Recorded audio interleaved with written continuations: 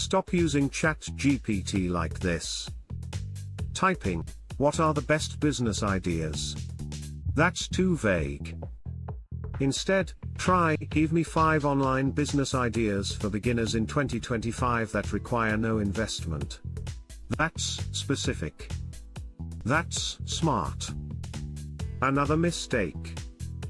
Asking, "Write me a blog." Try this instead. Write a 300-word blog post for beginners on how to use Notion AI, in a friendly tone. Always give context. Always give format. Always give style.